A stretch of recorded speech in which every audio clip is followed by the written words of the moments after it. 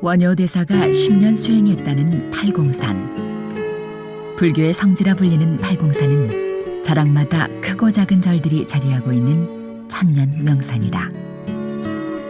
천년명산의 1500년 고찰. 팔공산 자락에 자리한 송림산은 겉으로 보이는 모습은 퇴색됐어도 도량이 주는 기운은 여전하다. 신라에서 태어나 고려 때 성장하고 조선으로 성숙된 가람. 송림사의 모습은 과연 어떠할까?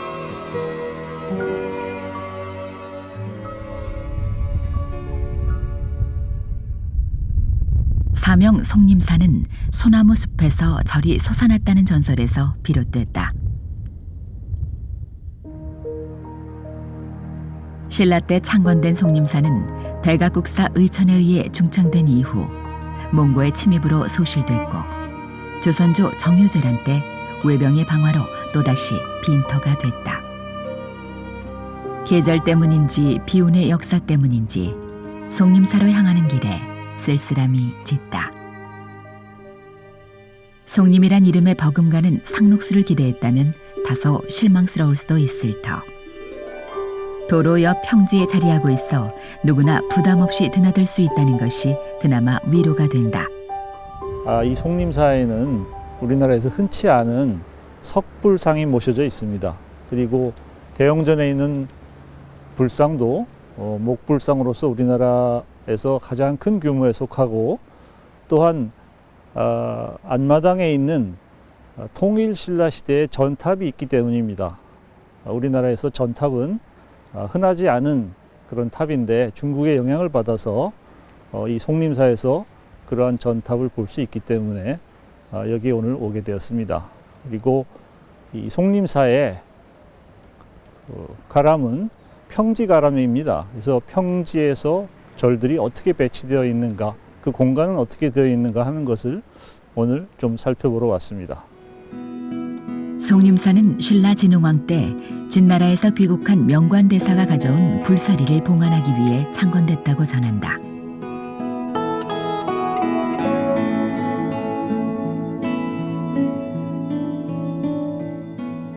여타 사찰은 일주문을 지나면 천왕문과 전각이 기다리고 있지만 송림사는 일주문을 지나면 바로 설법전이 보인다.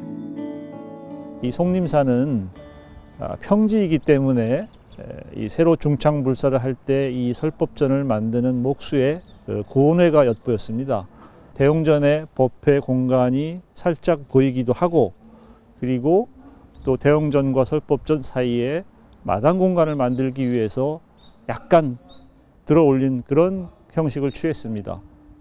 대웅전 건물과 마찬가지로 이 설법전도 맞배 지붕을 썼습니다. 똑같이 대웅전과 같은 형식을 차용했고, 다만 공포의 크기만 줄여서 대웅전보다는 조금 낮은 위기의 건물로 만들었습니다. 설법전 반대편에는 무설전이란 현판이 걸려있다. 부른 이름이 무엇이든 어떠랴. 무설전은 성도 후 중생구제를 위해 45년을 설법하고도 열반에 들며 제자들에게 아무것도 설한 것이 없다는 부처의 말씀이 생각나게 한다. 평지에 자리한 송림사는 미음자 형태의 가람이다. 그 중심에 5층 전탑이 있다. 안타깝게도 전탑은 보존 처리와 보완 작업 중이었다. 송림사 5층 전탑은 통일신라 때 조성된 탑으로 신라시대 탑 중 유일하게 금동 상륜부가 남아있다. 송림사 5층 전탑은 상륜부가 원형 그대로 남아있는 아주 흔치 않은 그런 탑인데, 이 상륜부는 금속으로 되어 있기 때문에 정기적으로 검사를 하여서 부식의 정도를 인지해야 되고, 만약에 부식이 너무 많이 진행되는 경우에는 또 이 처리를 해야 되고, 그런 보수 공사가 항상 이루어져야 합니다.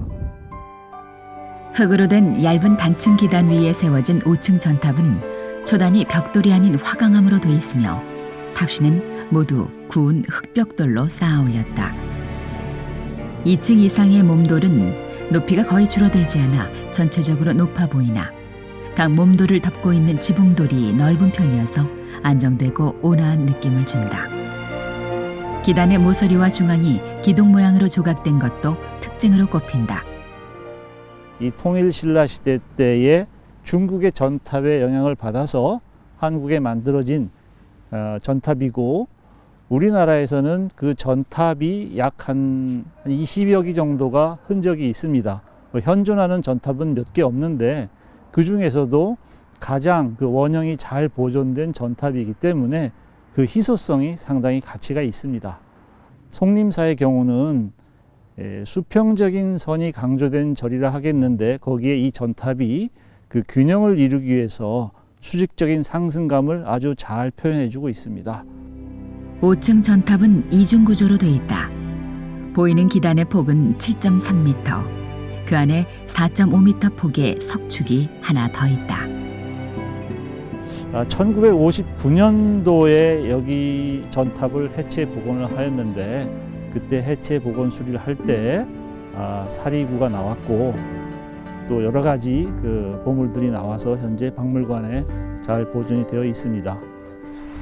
1층 탑신에서는 나무, 돌, 동으로 만든 불상이, 2층 탑신에서는 거북 모양의 석함이 발견됐다. 구형 석함 속에는 진귀한 사리 장엄구들이 들어있었다. 얇은 금판을 오려 만든 섬세한 장식물들이 붙어있는 금동제 사리탑과 녹색 유리로 만든 목이 긴 사리병, 옥과 진주가 붙어있는 유리잔 등이 그 대표격이다. 절집 모양의 금동사리기는 금판 위에 기둥난간이 사방으로 터져 있고, 바닥과 중앙은 연꽃 장식이 돼 있다. 거기에 구슬 장식으로 기단까지 늘어뜨려 섬세함을 더했다. 18cm의 보리수 모양의 공예품은 음판에 도금을 한 형태로 가지에 구슬 장식이 무려 200여 개나 된다. 이는 신라의 장신구에서도 볼 수 있는 공예 수법이다. 이 밖에도 구슬, 은고리, 원륜, 항목 등 다양한 것이 발견됐다. 송림사 5층 전탑에서 발견된 장신구들은 통일 신라시대와 고려시대의 다양한 유물들이 하나의 탑 안에서 발견된 점으로 보아 보수가 여러 차례 이루어진 것으로 보여진다. 성리학이 근간이었던 조선 왕조에서 불교는 쇠락의 길을 걸을 수밖에 없었다. 그래도 왕실의 보호를 받거나 민심 덕분에 면면이 맥을 이어올 수 있었다. 잠시 주춤하던 불교 건축도 17세기부터 회생하기 시작한다. 그 시기에 지어진 전각 중 하나가 송림사 대웅전이다. 대웅전의 현판 글씨는 그 숙종이 쓴 글씨입니다. 근데 그 대웅전 현판이 지금 보시면은 상당히 큽니다. 그래서 이 사찰이 옛날에 큰 사찰이었다는 것을 어느 정도 좀 짐작할 수 있게 해주는데, 왜냐하면은 법회가 일어났을 때 많은 사람들이 모여서 이 대웅전을 바라보는데, 그 현판 글씨가 크다는 것은 그만큼 사람들이 많이 모일 수 있다는 것을 어느 정도 암시를 해주고 있습니다. 그리고 기둥의 간격이 일반적으로 일정한 데 비해서 이 대웅전의 기둥의 간격은 가운데가 굉장히 넓고 양옆으로 갈수록 좁아지고 있습니다. 그래서 이 문짝을 보면은 가운데에는 4개의 문짝이 있고, 바로 옆에는 3개의 문짝, 맨 마지막에는 하나의 문짝으로 구성이 되어 있습니다. 이것은 대웅전이 법회가 일어날 때 문을 열어서 불상을 보여주기 위한 그 방법으로서 가운데 있는 어간의 문을 아주 활짝 열어서 많은 사람들이 불상을 볼 수 있게끔 하기 위하여 가운데 부분의 기둥을 딴 데보다 훨씬 더 넓게 만들었다고 할 수 있겠습니다. 송림사 대웅전은 다폭의 겹쳐마의 맞배 지붕으로 돼 있다.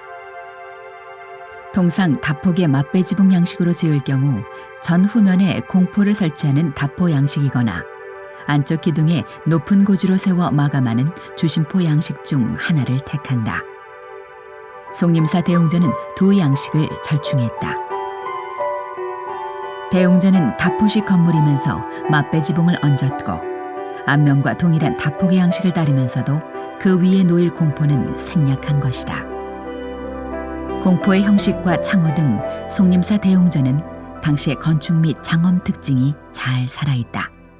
대웅전에는 국내에서 가장 큰 목불이 모셔져 있습니다.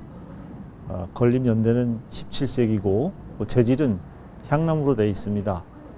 조선시대 후기에 우리나라 불상의 기준이 될 만한 그런 섬세한 조각을 나타내고 있습니다.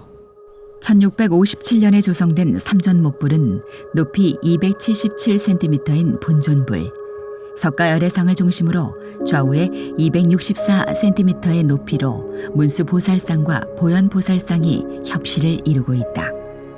삼존불의 조성 연대는 17세기 조선시대지만 7세기 중엽의 전형적인 불상 양식을 보여준다. 협시의 지물과 보관도 후대에 보수를 했으나 대체로 조성 초기의 상태를 유지하고 있다. 이 대웅전의 불상은 다른 절의 대웅전 불상과 달리 훨씬 더 앞으로 배치되어 있습니다. 그래서 참배하는 공간이 상당히 좁고 불상 뒤의 공간이 여유롭게 남아 있습니다. 이것은 두 가지로 해석할 수가 있는데, 하나는 불상을 중심으로 돌면서 기도의 행위를 할 수 있는 그런 공간이 되기도 하고, 또 하나는 법회가 생길 경우에 대웅전의 문을 열어서 사람들이 불상을 잘 볼 수 있게끔 훨씬 더 다른 절보다 앞으로 전진 배치를 해 놓았습니다. 이것은 다시 말해서 송림사가 예전에 상당히 큰 규모의 절이었음을 입증하는 것으로 많은 사람들이 모여서 법회를 진행했다는 것을 상징적으로 의미하고 있습니다. 송림사 대웅전은 지난해 해체 복원 후 낙성식이 봉행됐다. 17세기 중후반의 건축 양식을 대표하는 전각, 그것에 신라 불상의 양식을 바탕으로 조선의 형태미를 가미한 불상. 송림사 대웅전은 1500년 세월을 관통하는 전각이라 표현해도 좋을 듯하다. 대웅전에서 최고의 목불이 중생을 굽어 살폈다면 삼천불전에서는 아미타 삼존석불이 중생을 감싸 안고 있다. 삼천불전은 대승불교의 근본 사상을 상징하는 정각으로 아미타 열애불을 중심으로 관음보살과 지장보살이 협실을 이루고 있다. 석조 아미타 삼존열애 좌상은 대웅전의 목조상보다 2년 앞선 1655년에 조성됐다. 개금불사와 후대 보수로 인해 세부적인 분석은 어렵지만 대체로 조선 후기에 안정된 구도를 보이는 상으로 평가받고 있다. 누구나 깨달음을 얻으면은 부처가 될 수 있다는 것을 상징적으로 보여주고 있습니다. 이 천불전에는 아미타 삼존 불상이 모셔져 있습니다. 이 불상은 제올라이트라는 연한 돌로 만들어진 불상입니다. 지금은 개금이 두텁게 되어 있어서 그 디테일한 부분은 잘 보이지 않지만 국내에서 보기 드물게 석상으로 조성이 되어 있습니다. 삼존불의 양손은 모두 무릎에 올려놓고 있습니다. 이것은 조선 후기 불상에 나타나는 전형적인 모습이라 할 수 있겠습니다. 석조 아미타열의 삼존 좌상은 무염유파의 조각승 도우가 조성한 작품이다. 1610년대에 현진, 청원 두 조각승의 유파를 시작으로 17세기 초에는 5개의 유파가 확립됐는데 그중 하나가 무염유파다. 무염유파는 불상의 얼굴이 넓적하면서도 양감이 잘 표현된 것이 특징이다.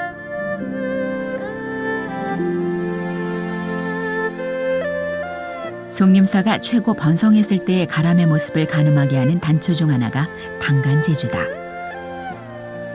5층 전탑이 조성된 통일신라 때 조성된 것으로 보여주는 당간제주는 아쉽게도 윗부분이 부러진 상태다.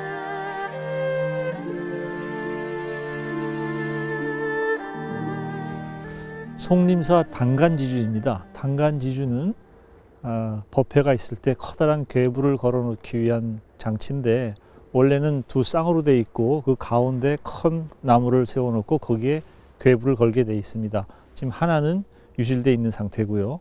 당간지주의 크기로 봐서 상당한 큰 그림이 걸렸을 거라 추정이 됩니다. 현재는 당간지주의 위치는 경내 바깥에 나와 있습니다. 만약에 이것이 처음에 절이 지어졌을 때 위치 그대로라면은 그 절의 규모가 상당하다는 것을 추정할 수 있습니다.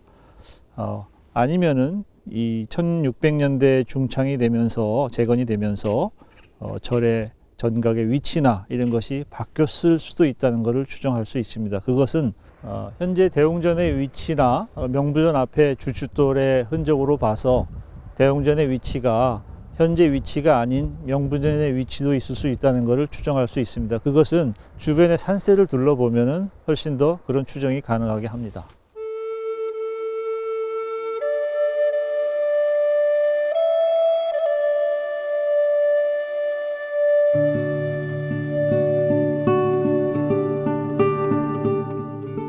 사찰의 규모를 짐작하게 하는 것 중에 하나가 부도다.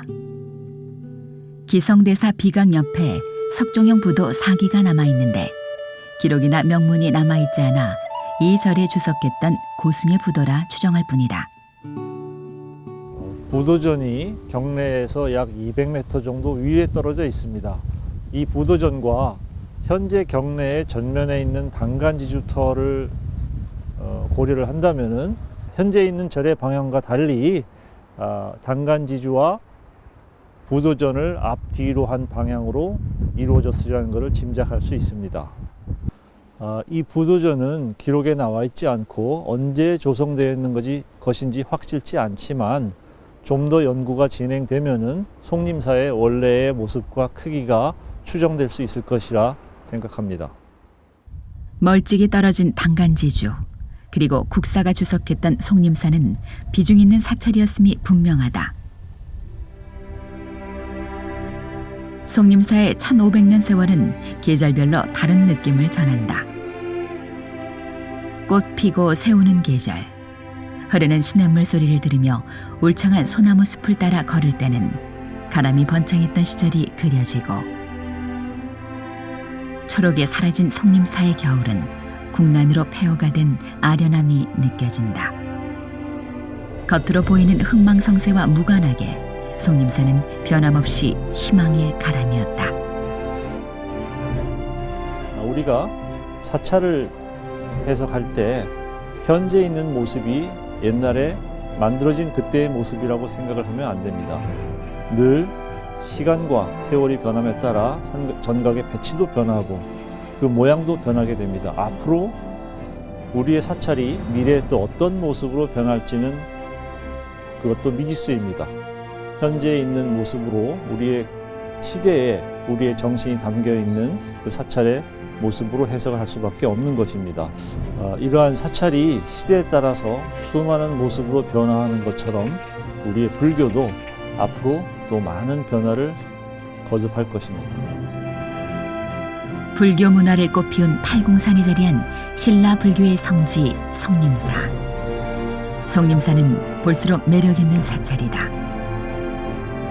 5층 전탑에서는 신라와 고려시대의 장신구가 발견되고, 목조 석가열의 삼존 좌상은 신라의 골격과 조선의 형태미가 살아있다. 이처럼 송림사의 진가는 같은 공간에 시대를 관통해 아우른다는 점이다. 팔공산 송림사는 지나온 1500년 세월만큼이나 다가올 1000년이 궁금해지는 도량이다.